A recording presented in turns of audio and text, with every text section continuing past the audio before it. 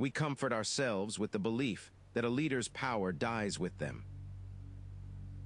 That once their heart stops beating, their grip loosens, and their influence fades into history. But what if the most potent form of control begins only asterisk after the funeral, echoing through generations, subtly manipulating us even today?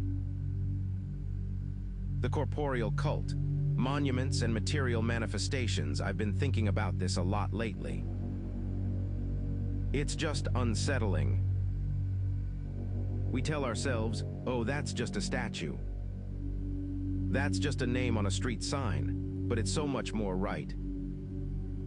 It's not just history sitting there inert. It's an active, ongoing thing. These massive statues, towering, unmoving, the portraits staring down from every wall, the names etched into government buildings, universities. They aren't just commemorating someone who asterisk was asterisk. They're still affirming something asterisk now asterisk. Think about it, a dead leader's statue is not history. It is an active instrument of control, still shaping the present. That's a gut punch, isn't it? Because it means their ideology, their will, it gets baked into the very landscape we inhabit. It's like these physical markers, these tangible anchors. They transform a mortal, flesh and blood person into this almost immortal principle. You see Mao's face in Tiananmen Square or Lenin's mausoleum, and it's not just a person anymore. It's an idea. A foundational truth, almost. Therefore, when someone dares to question that legacy, or tries to pull down a statue, it doesn't just feel like questioning history. It feels like an attack on the very asterisk environment itself. Like you're trying to tear down the sky, or rip the ground from under our feet. Why do we keep doing this to ourselves, allowing these dead figures to feel so essential? And the craziest part, it's often happening on this deep, subconscious level. All that omnipresent imagery, the faces, the symbols, the names, it subtly shapes our collective memory, our identity, without us even consciously realizing it. It's always there, in the background hum of our lives. Look around your own city, whose names are on the biggest buildings, whose faces are still carved into stone. That's the phantom hand, reaching out from the grave, touching your everyday. That's how a cult of personality, built around a dead man, keeps us in its grip, silently telling us what's important, what's sacred. Long after he's gone, it's almost impossible to escape it, isn't it? It's almost impossible to escape it, isn't it? You see their faces, their names, but their real power, the phantom hand, it reaches so much deeper. It writes the rules. Think about the unquestioned truths you were taught in school, the stories you never dared to challenge. That's the ghost of dogma whispering in your ear. It's not just statues. It's the very air you breathe. It's the laws etched in stone long ago, dictating how your society runs. It's the curriculum in every classroom, repeating the approved narrative, turning the dead leader's words into universal wisdom. State media controlled by loyalists then hammers those ideas home. Relentlessly, they repeat the doctrine, frame every event through the leader's ideology, making it the only way to see the world. It's how a worldview from someone long gone becomes the societal operating system. You start to think their thoughts are asterisk your asterisk thoughts. This repetition, this authoritative framing, it bypasses your critical thinking. It creates ingrained cognitive biases, unchallenged beliefs that feel like common sense. It becomes your default mode of thought. You just accept it. You interpret reality through their lens, without even realizing it. The deceased leader's philosophy, their every pronouncement, becomes the filter for all societal decisions, for every norm for what's right or wrong. It's the ghost in the machine, running everything. It's terrifying, because you're not just living in their world. You're asterisk thinking in their world. When a dead leader's worldview becomes the lens through which reality is interpreted, they achieve a terrifying form of immortality. They didn't just lead the country. They became the country's mind. And that is the ultimate posthumous grip. We said they became the country's mind. But what happens when that mind isn't just external laws and public pronouncements? What happens when it infiltrates asterisk your asterisk mind? When it becomes your own personal operating system? Remember a time you felt that chill of hesitation before speaking your mind, not because of an explicit threat, but an unspoken dread. That was the dead hand reaching for your thoughts. It's not just about what you asterisk can't say out loud. It's about what you asterisk can't even think without a whisper of unease. This is the ultimate posthumous grip, the internalized censor. The most powerful legacy a dead leader can leave isn't buildings or statutes. It's the self-imposed limits on your own imagination, on your dissent. It's a phantom hand not guiding your actions, but subtly reshaping the very pathways of your thought. Think about it. You learn early on what's safe, what opinions are permissible. Not because someone explicitly tells you every single time, but because you anticipate the consequences.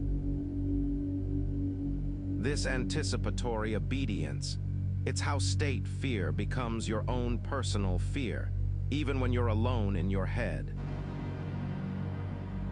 It's a quiet, insidious shaping of permissible thought. You censor yourself, even in private moments. The power of the dead leader then resides not just in what they dictated, but in the questions you never dared to ask. The avenues of critique you never explored. Because those critical pathways were subtly, silently discouraged. Maybe even punished, generations ago, leaving an echo in the collective unconscious. You don't even realize you're not asking them. That's the genius. The ultimate triumph of power is not dictating what you say, but sculpting what you are even capable of thinking. It's a chilling form of immortality. When the walls aren't outside you, but inside your own head. Those walls, the ones inside your head, blocking certain thoughts. They weren't born there spontaneously. They were carefully built by a dead hand. Because the ultimate triumph of power isn't just dictating what you can't think, it's sculpting what you asterisk must asterisk think. Segment 4 title, The Mythic Perpetuation. Rewriting time and destiny, this is where a dead leader truly transcends history. Their story isn't just remembered, it's rewritten asterisk into a national myth, the very origin story of a people.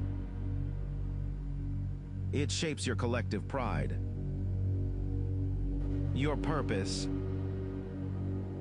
your entire identity as a nation.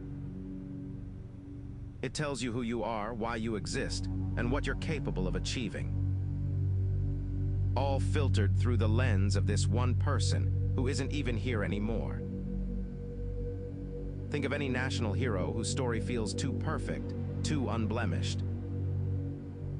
That perfection is often the work of a dead hand, meticulously scrubbing history to fit its grand narrative. They leverage what psychologists call the halo effect, that bias where if someone is seen as good in one area, we assume they're good in all asterisk areas. Every decision that leader made, every choice, becomes proof of their unmatched genius, their benevolent foresight. Your brain then kicks in with confirmation bias, actively seeking out evidence that supports this ideal, while conveniently ignoring anything that doesn't fit the perfect picture. It's not a conspiracy theory, it's just how our minds work exploited. The leader stops being a complex human. They become an archetype, a sacred symbol, the father of the nation, the liberators, the great helmsman. And challenging that archetype, that's not just questioning a person. It becomes an act of national betrayal. You're not just disputing facts. You're attacking the very foundation of your country, your people, asterisk your own identity. It's like trying to argue with someone about their God. You're not debating points. You're assaulting their faith, their sense of belonging. When history is rewritten into myth, the past is no longer a record. It becomes a weapon wielded from the grave. It's how the dead hand ensures you don't just remember them, but that you asterisk become them in spirit, in thought, in unquestioning allegiance. Here's a thought that genuinely shakes me. Consider your deepest convictions, the values you hold sacred. Can you trace their origins entirely to yourself? Or do you hear the faint echo of a voice, a doctrine from generations past, subtly guiding your truth? It's unnerving, right? Because what if the ghost in the machine isn't some distant algorithm, but a long-dead leader? That's the living legacy, the generational inheritance.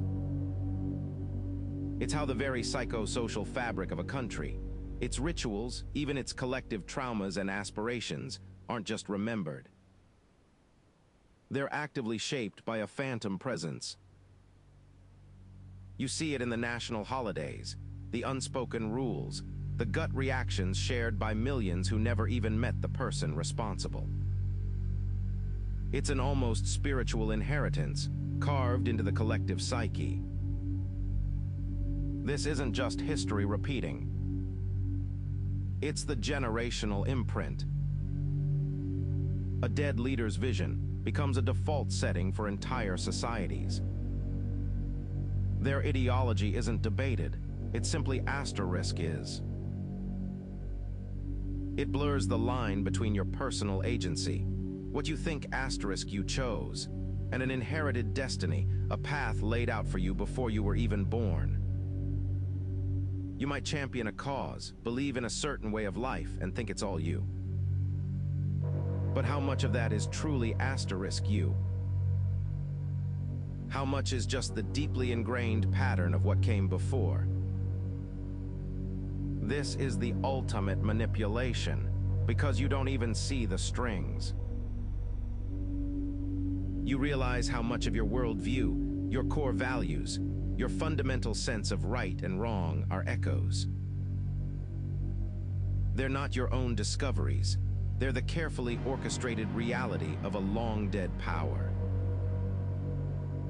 They still pull the levers. They're still shaping your perceptions, your reactions, your very sense of belonging. The dead hand wins its final victory not by enforcing compliance, but by becoming the very framework of your identity. The unsettling truth is that true power isn't just wielded. It's engineered to outlive the wielder, to whisper from the past into our present. We may think we are free, but perhaps we are merely marionettes dancing on strings pulled by phantoms. But this raises an even more chilling question. If the dead can project power, what happens when we asterisk, the living, become the architects of our own posthumous control, shaping not just our legacy, but the very future of consciousness itself? That's the next one.